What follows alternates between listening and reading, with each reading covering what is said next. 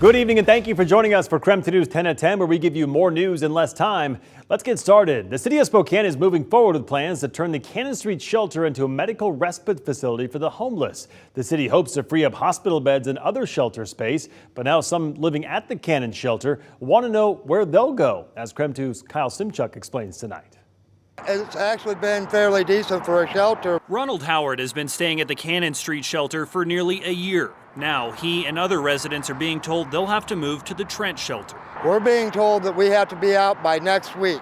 The city's contract with the shelter operator here expires at the end of May, but people are already being moved as the city looks to turn Cannon into a medical respite facility. It is absolutely needed. It will take a lot of people off of the street. Julie Garcia of Jules Helping Hand says people with certain disabilities have two options: live on the street or stay in a hospital bed.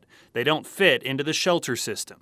It has to do with being a provider and having to have insurance that covers the staff in there, and staff can't do things that they are not skilled enough to do. You can't dress yourself without assistance. You can't push your own wheelchair. You need help transferring from a wheelchair to a bed or onto the potty. If they can't perform them without assistance, they're not eligible for a shelter bed. A resolution passed by council members this week seeks to turn Cannon into a respite facility by this June.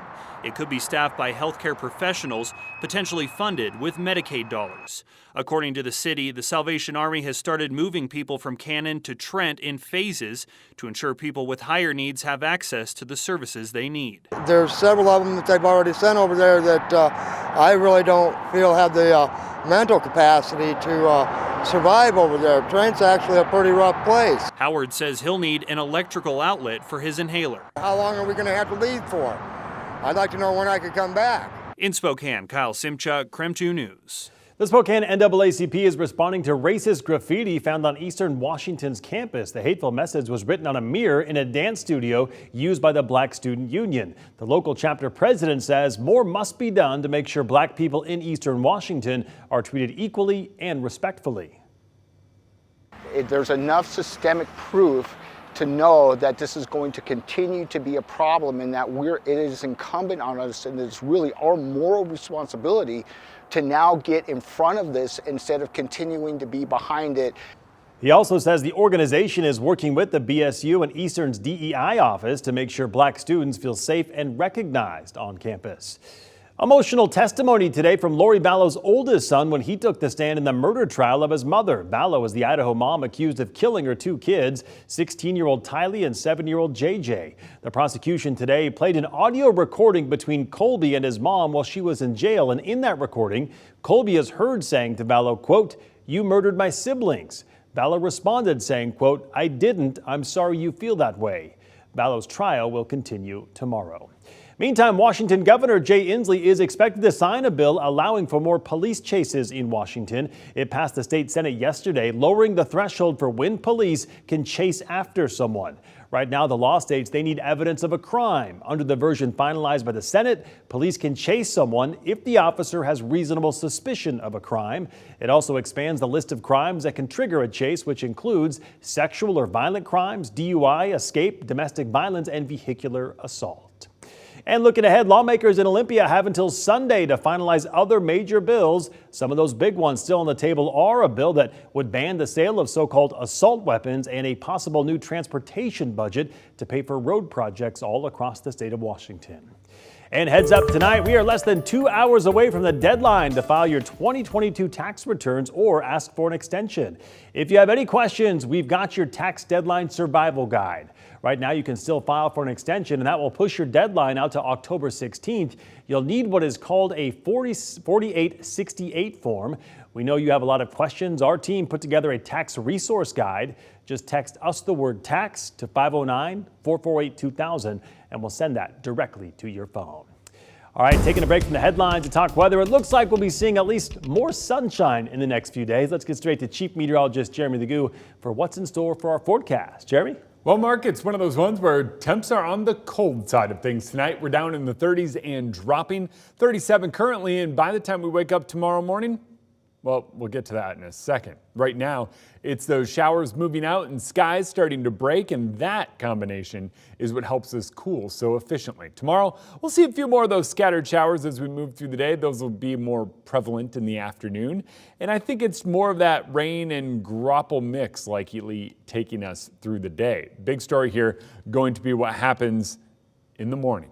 That's temperatures falling all the way down to the 20s or below freezing. Widespread, that means we are facing some freeze warnings in a few locations. Those freeze warnings are in effect for locations where your overnight load this time of year doesn't typically drop below freezing and you're in the growing season. We'll have more on that coming up in just a bit, but for now, here it is. Next few days, scattered showers Wednesday, Thursday, slightly warmer, and then Friday, well, it's back to more of the same.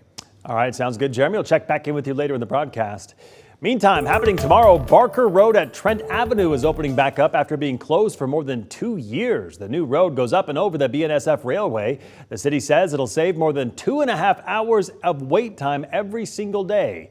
It'll also help emergency service respond to calls faster. Construction started back in March of 2021. It was supposed to be done this past fall, but designing and building a metal safety fence caused some delays. And now to our night beat with a quick look at today's top stories. A Spokane County woman charged with shooting her partner was back in court today. Cynthia Metzger was first arrested for not showing up to court. She was then out on bond when she was arrested again in late March. Court records show detectives found a sawed-off shotgun and ammunition in her RV. The victim's brother asked the judge to take her violent tendencies into account when setting a new bond today. Your Honor, we are not only dealing with a flight risk here, we are dealing with a threat to our loved ones and the witnesses of these cases. Just 4 months after December 23rd, when my brother was brutally murdered, the defendant was apprehended by federal marshals with a deadly weapon and driving without proper license. Her new bond was up to $1.5 million today. And a man's been arrested in Stevens County for allegedly pointing a gun at a neighbor and then shooting into the ground. This initiated a standoff with police overnight. According to witnesses, the man said he would kill any law enforcement that arrived, and he'd also kill witnesses if they called police.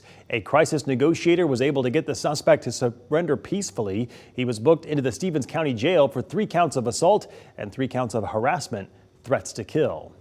And new dramatic surveillance video shows 37-year-old Tyson Foster allegedly running into Lilac City Vapor Lounge and pointing a gun at multiple people. Not only did he reportedly demand money from employees, but he also asked for people's cell phones while holding them at gunpoint.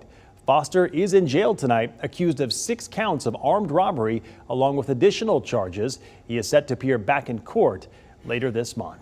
And that was your Night Beat. To learn more about any of these stories, just text us the word NIGHT to 509-448-2000 and we'll send them right to your phone. Well, one person is dead tonight after a parking garage in New York collapsed in Lower Manhattan. Witnesses video shows dust and smoke billowing from the 3-story garage and cars piled on top of each other. After that collapse, 5 other people were hurt. Right now, investigators are using drones and robots to inspect the inside of the rubble.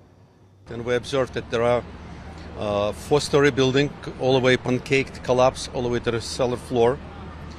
Our engineers deployed and currently checking adjoining buildings and observing footage from drone pictures to identify possible reason for collapse. Investigators say there were some active building violations dating back to 2003. And new body camera footage tonight showing first responders treating actor Jeremy Renner after a snowplow accident on New Year's Eve. The Avengers star broke about 36 bones, pierced his liver, and collapsed a lung. Renner borrowed the snowplow to help out a friend. He got out and at one point to talk to someone when that snowplow started barreling toward him, running him over. He was in critical condition for a while, but returned to the red carpet just last week.